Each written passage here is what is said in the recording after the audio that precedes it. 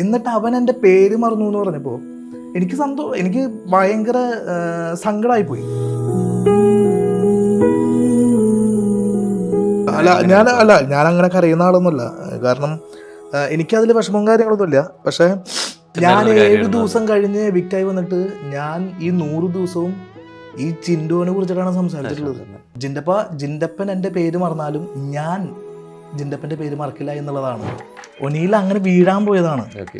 മസ്താനിക്ക് ഏറ്റവും കൂടുതൽ നെഗറ്റീവ് അടിച്ചത് അതാണെന്ന് തോന്നുന്നു. നമ്മൾ അങ്ങനെ അല്ലാത്ത ഒരാളുടെ തലയിലേക്ക് അങ്ങനെ ഒരു സാധനം വരുമ്പോൾ സ്വാഭാവികമായിട്ടും നമുക്ക് വിഷമവും കാര്യങ്ങളൊക്കെ ഉണ്ട്. പക്ഷേ ഈ സീസണിൽ എപ്പോഴും അത് മാത്രമേ ഉള്ളൂ. അതായത് അലിഗേഷൻസ് എന്ന് പറഞ്ഞാൽ പോരാ, ഭയങ്കര അലിഗേഷൻസ് ആണ്. പക്ഷേ ഇത് ഇത്തരം സംഭവങ്ങൾ ഉണ്ടാകുന്ന സമയത്ത് അതിന്റെ റെപ്യൂട്ടേഷൻ ബാധിക്കും വിചാരിച്ചിട്ട് ഇതിന്റെ സംഘാടകരെ പല സീൻസും പുറത്തു വിടുന്നില്ല എന്ന് തോന്നുന്നുണ്ട്.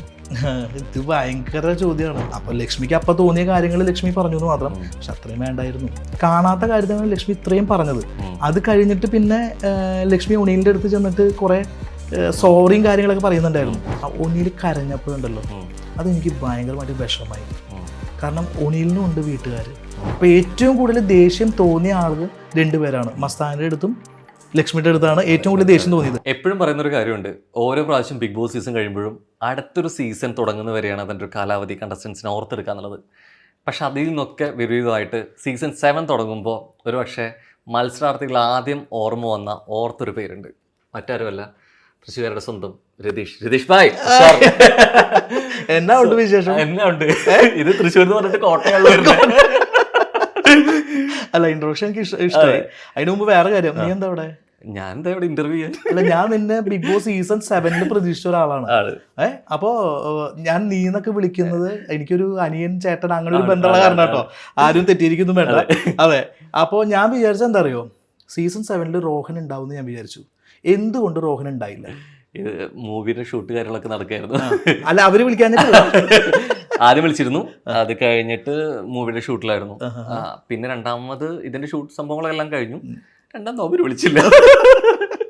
ഇപ്രാവശ്യം വൈൽഡ് കാർഡ് എൻട്രി എങ്ങനെ ഉണ്ടായിരുന്നു? ശരിക്കും വൈൽഡ് കാർഡ് എൻട്രി കഴിഞ്ഞ വട്ടത്തെ പോലത്തെ ഒരു ഇമ്പാക്ട് വരുത്തിയിട്ടില്ല വൈൽഡ് കാർഡ് എൻട്രി. അതായത് മറ്റേ ജിഷൻ ഒരുപാട് കാര്യങ്ങൾ ചെയ്യാൻ ശ്രമിക്കുന്നുണ്ട്, പക്ഷെ ഒന്നും ചെയ്യാൻ പറ്റുന്നില്ല എന്നുള്ളതാണ്. ജിഷൻ ഒരു പാവാണ്. ജിഷൻ അതായത് ഫയർ ആവാനൊക്കെ നോക്കുന്നുണ്ട് പാവം. പക്ഷെ ആ ഫയർ ഈ ആളുകളാണ് ഈ ട്രോളൊക്കെ ചെയ്തിട്ട് നമുക്ക് ഇപ്പൊ ജിഷിനെ കാണുമ്പോൾ ജിഷൻ ഒരു പാവാണ്, ഒരു കോമഡി പീസ് പോലെ നമുക്ക് തോന്നുന്നത്. സാബുമാനിന് ഒന്നും പറ്റുന്നില്ല. പിന്നെ ലക്ഷ്മി പരാമർശം എന്റെ പൊന്നെ ഒരു രക്ഷയില്ല, പാടില്ലായിരുന്നു. ലക്ഷ്മിയുടെ പരാമർശം. അതെ, ലക്ഷ്മി കണ്ടന്റ് അത് ഇപ്പൊ കേൾക്കുന്നു, ആരൊക്കെയോ വന്നിട്ട് എന്തൊക്കെയോ ക്ലൂ കൊടുത്തു അതൊക്കെ പറഞ്ഞിട്ടൊക്കെ. അതായത് കഴിഞ്ഞ സീസണിൽ അഭിഷേക് ഉണ്ടായിരുന്നു, കമ്മ്യൂണിറ്റി അഗെയിൻസ്റ്റ് ആയിരുന്നു അഭിഷേക് നിലകൊണ്ടിരുന്നത്. അപ്പൊ അഭിഷേക് ഫിലിം പ്രൊമോഷൻ ഭാഗമായിട്ട് വന്നപ്പോഴാണെങ്കിൽ പോലും സെയിം ഫിലിമിൽ തന്നെ ലക്ഷ്മി അഭിനയിച്ചിട്ടുണ്ട്. അപ്പൊ ഇവര് സുഹൃത്തുക്കളാണ്. ലക്ഷ്മി വന്ന് ക്ലൂ കൊടുത്തതിന്റെ പേരിലാണ് പറഞ്ഞെന്നുള്ള രീതിയിലേക്ക്. അല്ല, അങ്ങനെയൊന്നും അവിടെ ക്ലൂ ഒന്നും കൊടുക്കാൻ പറ്റുന്നില്ല. ഞാൻ അതിനെതിരാട്ടോ. അതായത് അഭിഷേക് എന്ത് ക്ലൂ കൊടുക്കാൻ? അഭിഷേക് വന്നിട്ട് ഇപ്പോൾ എല്ലാവരും പറയുന്നുണ്ട് അഭിഷേക് വന്നിട്ട് എന്തോ ക്ലൂ കൊടുത്തു അതെന്ന് പറഞ്ഞാൽ അഭിഷേക് ഒന്നും അങ്ങനെ ക്ലൂ ഒന്നും കൊടുക്കാൻ പറ്റില്ല.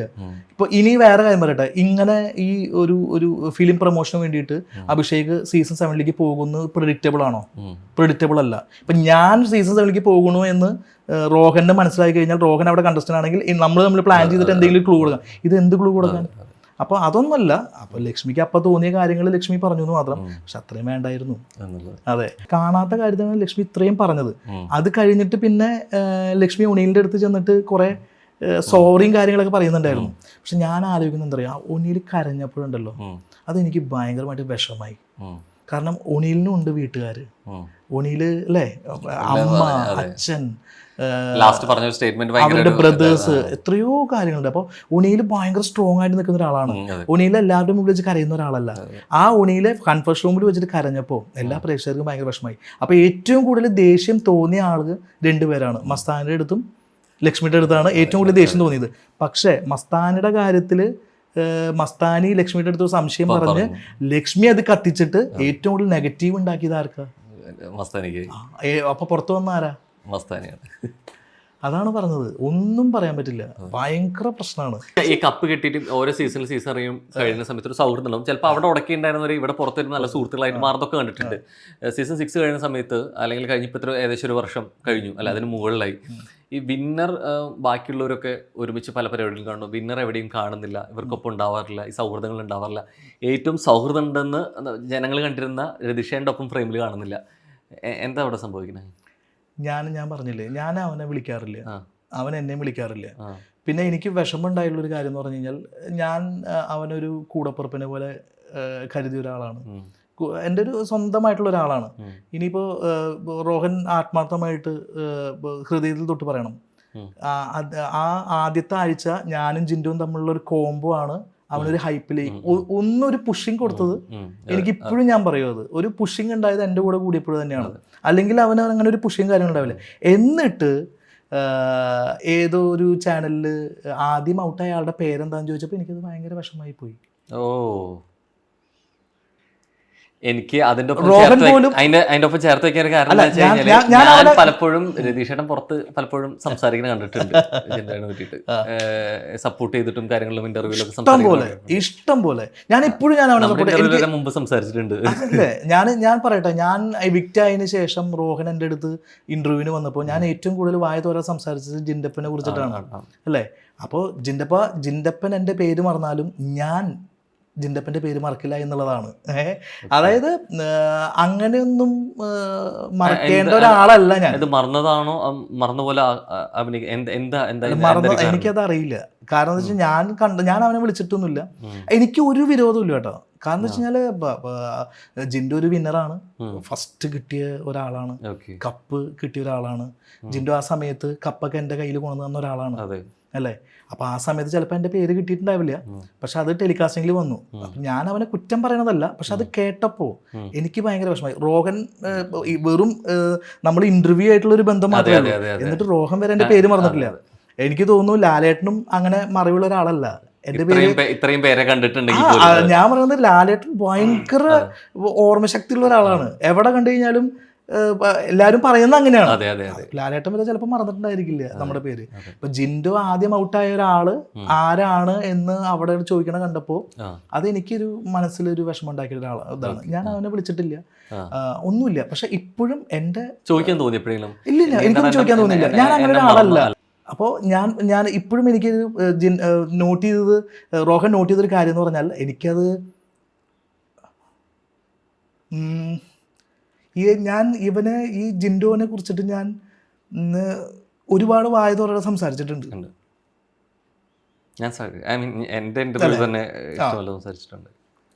എന്നിട്ട് അവൻ എൻ്റെ പേര് മറന്നു എന്ന് പറഞ്ഞപ്പോൾ എനിക്ക് ഭയങ്കര സങ്കടമായിപ്പോയി. അല്ല, അത് കുഴപ്പമുള്ള കാര്യമല്ല.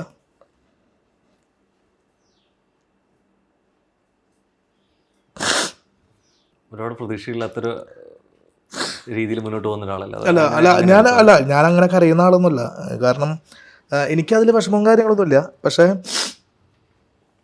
ഞാൻ റോഹന സംഭവം പറഞ്ഞപ്പോഴേ ഞാൻ ഏറ്റവും കൂടുതൽ ഞാൻ 7 ദിവസം കഴിഞ്ഞ് എവിക്റ്റായി വന്നിട്ട് ഞാൻ ഈ 100 ദിവസവും ഈ ജിൻഡോനെ കുറിച്ചിട്ടാണ് സംസാരിച്ചിട്ടുള്ളത്.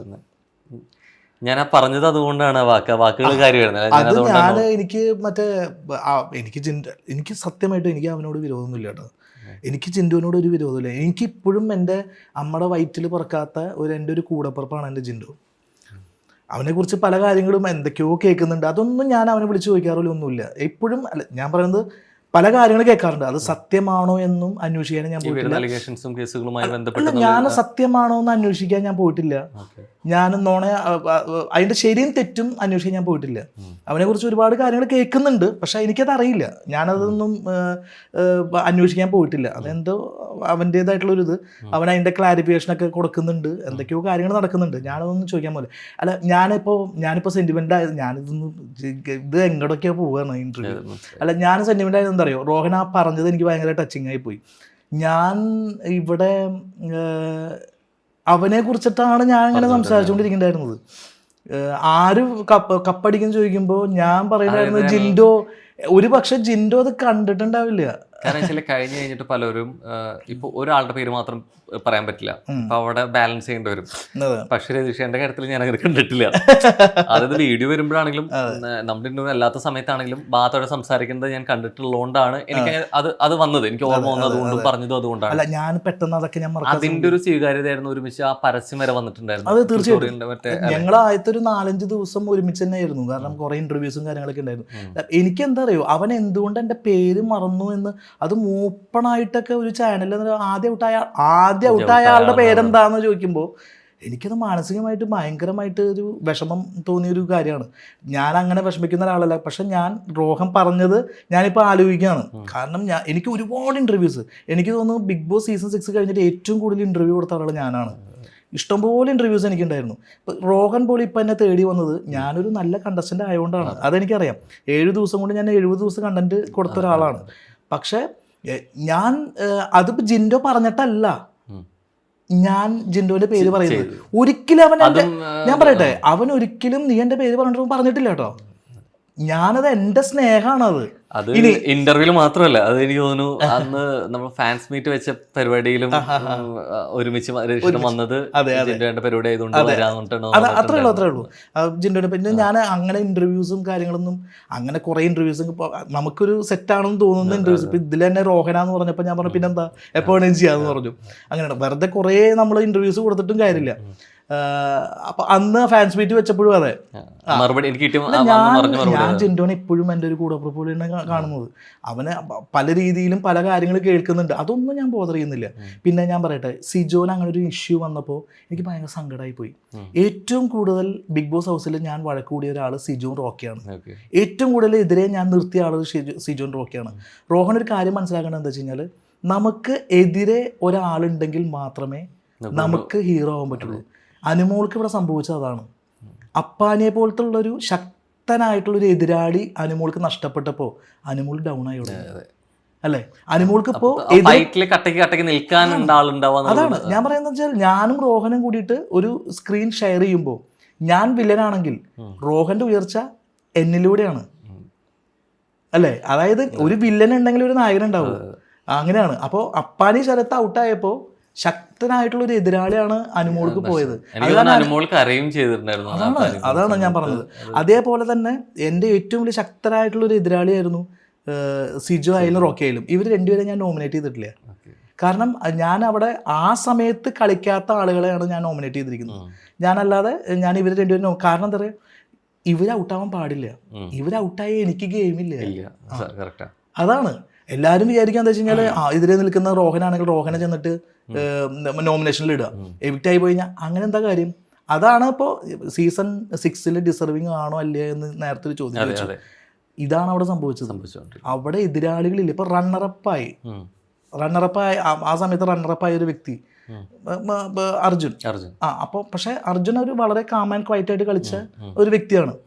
വേറെ ആളുകൾ അവിടെ ഗെയിം കളിക്കാൻ ഇപ്പോൾ സിജോ അല്ലെങ്കിൽ റോക്കി അല്ലെങ്കിൽ സിബിൻ പോലത്തുള്ള ആളുകൾ അവിടെ ഉണ്ടെങ്കിൽ ഒരുപക്ഷെ ചിലപ്പോൾ അർജുന റണ്ണറപ്പ് ആവാൻ പറ്റില്ലായിരുന്നു. ഒരു ടൈറ്റ് സംഭവം കൊണ്ട് മാറ്റം വന്നേക്കാം. സിബിനും നല്ല രീതിയിലേക്ക് വൈൽഡിൽ വന്ന് കളിച്ച് വന്ന ഒരു നല്ലൊരു ഗെയിമറാണ്. ഞാൻ വിചാരിച്ചത് ആദ്യമായിട്ട് വൈൽഡ് കാർഡ് കപ്പെടുക്കാൻ പോകുന്നത് ചിലപ്പോൾ സിബിനായിരിക്കും എന്നൊക്കെ നമ്മൾ അന്ന് പറഞ്ഞിട്ടുണ്ടായിരുന്നു. ഈ അന്നത്തെ രതീഷിന്റെ റീ എൻട്രിയിലെ ഒരു ഹോപ്പ് പ്രതീക്ഷ ഉണ്ടായിരുന്നു, എന്നെ നിർത്തുന്ന പ്രതീക്ഷ ഉണ്ടായിരുന്നു. പക്ഷെ എൻ്റെ അടുത്ത് പറഞ്ഞിട്ടുണ്ടായിരുന്നു ഒരാഴ്ചത്തേക്കാന്ന് പറഞ്ഞിട്ടുണ്ടായിരുന്നു. അപ്പോൾ എൻ്റെ അടുത്ത് പറഞ്ഞിട്ടുണ്ടായിരുന്നു. ആദ്യം ഞാനൊന്ന് വേണോ വേണ്ടേന്നൊക്കെ ഒന്ന് ആലോചിച്ചിട്ടുണ്ടായിരുന്നു. പിന്നെ ഞാൻ വിചാരിച്ചത് എന്താ വെച്ച് കഴിഞ്ഞാൽ, നമുക്ക് ഇങ്ങനെ ഒരു അവസരം കിട്ടുമ്പോൾ നമുക്ക് നഷ്ടപ്പെടുത്താൻ പാടില്ല. അപ്പം ഞാൻ പോയി. പക്ഷെ ഞാൻ വിചാരിച്ചത് എന്താ വെച്ചാൽ, ഒരാഴ്ച എൻ്റെ അടുത്ത് ഒരാഴ്ച എന്ന് പറഞ്ഞിട്ട് കൊണ്ടുപോയി കഴിഞ്ഞാലും എന്നെ അവിടെ ചിലപ്പോൾ നിർത്തും രതീഷ് അല്ലെങ്കിൽ ആരേട്ട മോനെ നീ വേണമെങ്കിൽ ഇവിടെ നിന്നോ എന്ന് പറയുന്നത് വിചാരിച്ചു. പക്ഷെ അതൊന്നും പറയണ കണ്ടില്ല. ഇപ്രാവശ്യത്തെ സീസണിൽ അലിഗേഷൻസ് ഒരുപാട് വന്നുകൊണ്ടിരിക്കുന്നു. ആദ്യത്തില് ആര്യൻ ജിസയില് വന്നു, അനുമോളുടെ ആരോപണം വന്നു. ഈ അടുത്ത കഴിഞ്ഞ ദിവസങ്ങളിലാണെങ്കിലും മസ്താനൂനിയിൽ ലക്ഷ്മി പരാമർശങ്ങൾ സംഭവങ്ങളിൽ അങ്ങനെ വന്നിട്ടുണ്ടായിരുന്നു. ശരി, ഇത്തരം അലിഗേഷൻസ് കോണ്ടന്റിന് വേണ്ടിയിട്ടാണോ തോന്നുന്നത്, അതല്ലെങ്കിൽ അവിടെ ഉണ്ടായിരുന്ന സ്ഥിരം റിയൽ പരിപാടി ആയിട്ടാണോ എന്താ തോന്നുന്നത്? തോന്നി കുറച്ച് കൂടുതലാണ്. കാരണം ആരെയും ഇപ്പോൾ അങ്ങോട്ടും ഇങ്ങോട്ട് തൊടാനോ അല്ലെങ്കിൽ ഒന്നും പറ്റാത്തൊരു കണ്ടീഷനിലേക്ക് നീങ്ങിക്കൊണ്ടിരിക്കുകയാണ്. ഇതിനൊരു കടിഞ്ഞാണ് ഇട്ടില്ലെങ്കിൽ വലിയ പ്രശ്നമാണ്. കാരണം ബിഗ് ബോസ് സീസൺ 7 എന്ന് പറഞ്ഞാൽ 7ന്റെ പണി എന്ന് പറഞ്ഞിട്ട് ഇപ്പൊ കണ്ടസ്റ്റൻസ് ബിഗ് ബോസിന് പണി കൊടുത്തോണ്ടിരിക്കുകയാണ്. 7ന്റെ പണിയല്ല 8ന്റെ പണിയാണ് കൊടുത്തോണ്ടിരിക്കുന്നത്. ഇതിപ്പോ തൊട്ടു അത് ഇത് എന്നൊക്കെ പറഞ്ഞിട്ടുള്ള ഭയങ്കര സംഭവമാണ്. ഞാൻ ആ സമയത്ത് എന്റെ ഉണ്ടായിരുന്നു സുരേഷ് എന്റെ വിഷയത്തിലേക്ക് ശരിക്കും ഈ അലിഗേഷൻസ് വരെ ഒരു സംഭവം വരുന്ന സമയത്താണെങ്കിൽ പോലും കഴിഞ്ഞ സീസണിൽ ഉണ്ടായ ഒരു കാര്യം ഇപ്പൊ അതിൽ പറയുന്ന അങ്ങനെ തന്നെയാണ്. ഇതെന്ത് ഗുഡ് ടച്ചും ബാഡ് ടച്ചും അറിയുന്നില്ല എന്നുള്ള രീതിയിലേക്കായിരുന്നു പരാമർശം വന്നിട്ടുണ്ടായിരുന്നത്. അപ്പൊ അവിടെ തന്നെ അപ്പോഴാണ് ഞാൻ ബാഗ് എടുത്ത് പുറത്തേക്ക്. അതെന്തറിയോ, പെട്ടെന്ന് എന്റെ മൈൻഡ് ബ്ലാങ്ക് ഔട്ട് ആയി. അപ്പൊ ഞാൻ വെച്ച് കഴിഞ്ഞാൽ ആ സമയത്ത് എന്തെങ്കിലും ഒരു കണ്ടന്റ് ഉണ്ടാക്കിയിട്ട് അങ്ങനെ പുറത്തേക്ക് ഇറങ്ങി പോവാന്ന് വെച്ചിട്ടാണ് ബാഗൊക്കെ പാക്ക് ചെയ്ത് ഞാൻ പുറത്തേക്ക് ഇറങ്ങിയത്. പുറത്ത് വന്നിട്ട് പ്രപഞ്ചത്തിൽ നിന്ന് ഞാൻ കുറെ എനർജി അങ്ങോട്ട് എടുത്തിട്ടാണ് ഞാൻ തിരിച്ചു വന്നത്. അല്ല, അത് സുരേഷാണ് ഗെയിം കളിച്ചാണ്, ഞാനും തിരിച്ച് സ്ട്രോങ് കണ്ടസ്റ്റന്റ് ഞാനാണ്.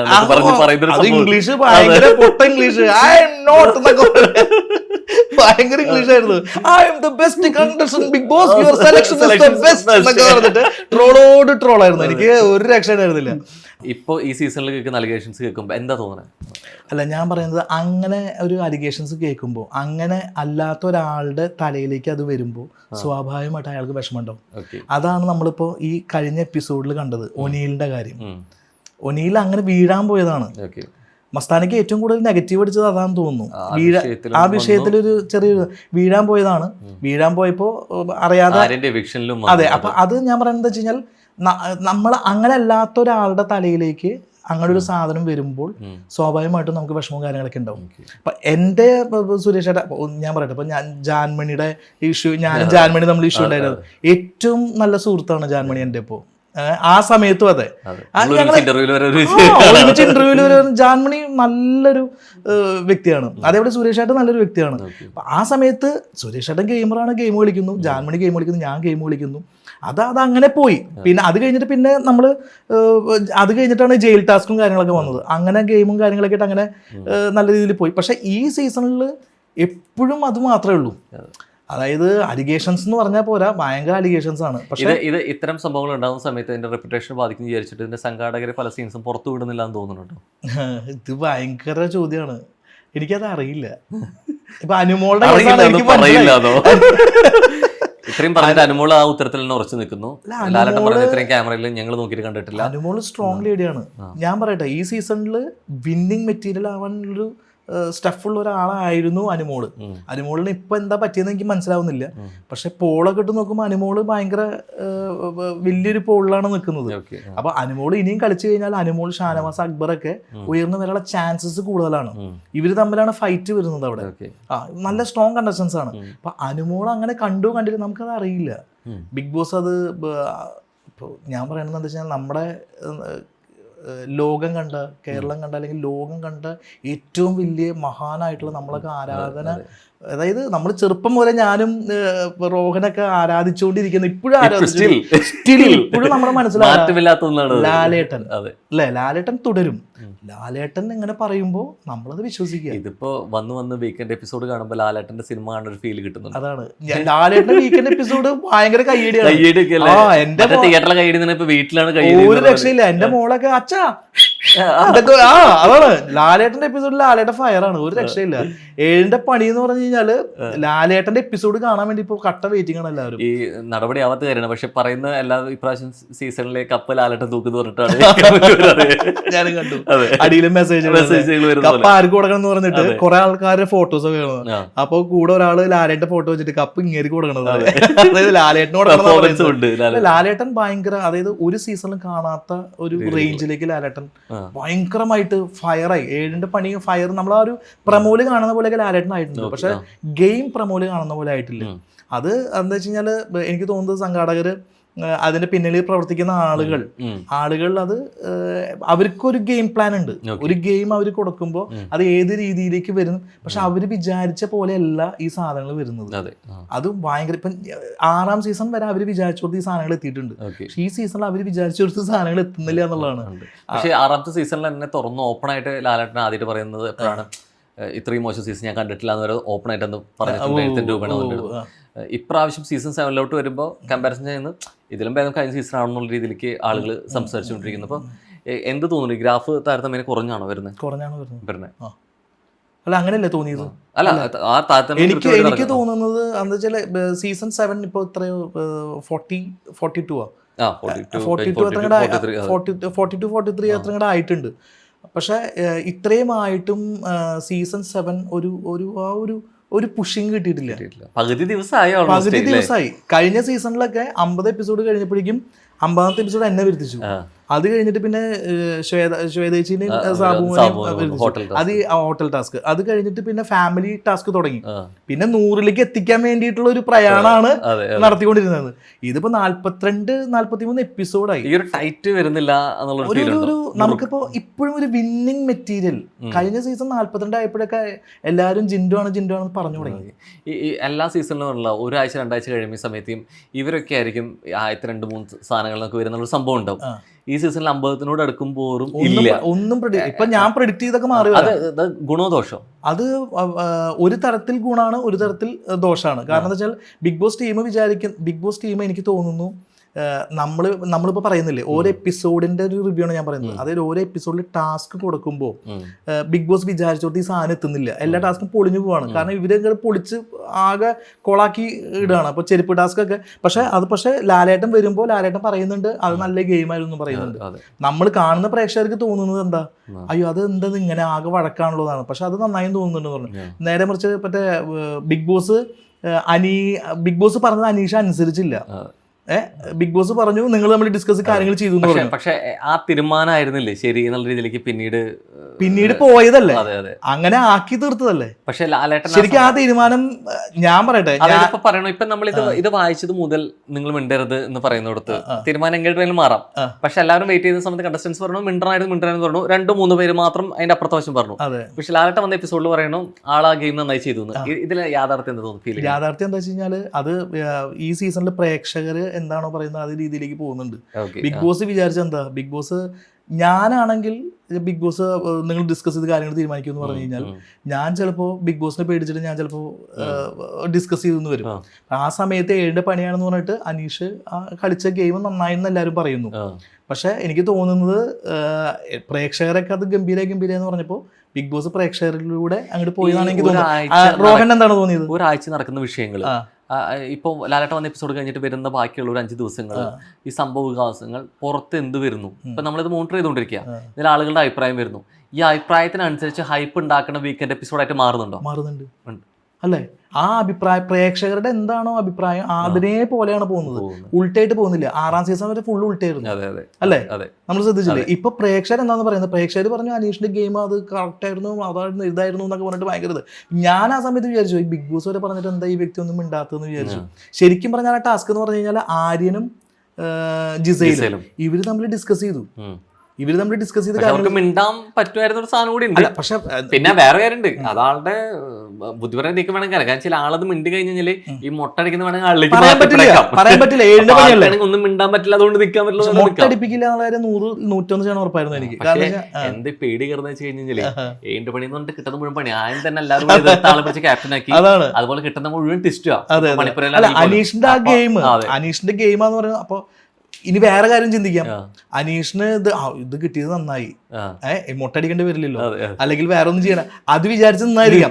പുറത്തെ ആൾക്കാരോ ഭയങ്കര ഗെയിം വലിയ ഗെയിമാണ് എന്നൊക്കെ പറഞ്ഞിട്ട് ഭയങ്കര പുഴുത്തലാണ്. പക്ഷെ വേറെ കാര്യം ഓക്കെ ഗെയിമൊക്കെ നല്ലതാണ്, ഇത് കിട്ടിയപ്പോ പെട്ടെന്ന് മറ്റേ ഭാഗ്യം ഇത് മിണ്ടായിരുന്നാ മതിയുള്ളൂ. അപ്പൊ ഡിസ്കസ് ചെയ്തിട്ട് മറ്റേ ആരിന് എന്തായാലും മുട്ടടിക്കില്ല. അനീഷ് മിണ്ടി കഴിഞ്ഞ് കഴിഞ്ഞാൽ ഡിസ്കസ് ചെയ്ത് കഴിഞ്ഞാൽ ജിസൈല് പറയാം അനീഷിനോട് മുട്ടടിക്കും. അപ്പൊ അനീഷ് ഇത് കിട്ടിയത് ഭാഗ്യം എന്ന് വെച്ചിട്ട് അനീഷ് ഇരിക്കുന്നത്. അപ്പോഴേക്കും ഇവിടെ ഫുള്ള് മൈൻഡ് ഗെയിം അതാണ് ഇതാണ് പ്രേക്ഷകർ പറഞ്ഞു. അവസാനം അത് ലാലേട്ടടക്കം പറഞ്ഞു അത് നല്ല ഗെയിം ആയിരുന്നു. അപ്പൊ നമ്മള് കൺഫ്യൂസ്ഡ് ആവാണ്. അതൊരു നല്ല ഗെയിമായിട്ട് അതായത് പ്രേക്ഷകരുടെ അഭിപ്രായം തീരുമാനങ്ങൾക്ക് ഞാൻ വേറെ കാര്യം പറയട്ടെ, അതൊരു ഭയങ്കര വലിയൊരു ഗെയിമായിട്ട് എനിക്ക് തോന്നിയില്ല കേട്ടോ. അത് ബിഗ് ബോസ് ആവർത്തിച്ച് പറയുന്നുണ്ട് സംസാരിക്കൂ എന്ന്. അത് സംസാരിച്ച് റോഹന് തോന്നുന്നുണ്ടോ സംസാരിച്ച് കഴിഞ്ഞ് കഴിഞ്ഞാൽ ബിഗ് ബോസ് ഉൾട്ടടിക്കും തോന്നുന്നുണ്ടോ? ഇത് പക്ഷെ എന്താ അല്ല, ഏഴിന്റെ പണി പണി ആയതുകൊണ്ട് കൺഫ്യൂഷൻ വരുന്നത്. പക്ഷെ ഒരു കണക്കിന് അതൊരു എസ്കേപ്പിസം ആയിരുന്നു. അതെ അതെ അതെ. അതായത് മൊട്ടടിക്കേണ്ടി വരുമെന്ന് ഞാൻ ഇപ്പോഴും മനസ്സിലായി. അത് അയാളുടെ ഗെയിമാണ്, അത് അയാളുടെ ഗെയിമാണ് കേട്ടോ. അതായത് ഞാൻ പറയുന്നത്, ഞാൻ ചിന്തിക്കുന്നത് ഇപ്പോഴും മൊട്ടടിക്കേണ്ട വരും ഭഗവാനെ ഞാൻ സംസാരിച്ചാന്ന് വിചാരിച്ചിട്ട് മിണ്ടാതിരുന്ന പോലെയാണ് എനിക്ക് ഫീൽ ചെയ്തത്. അത് ആളുടെ ഗെയിമാണ്.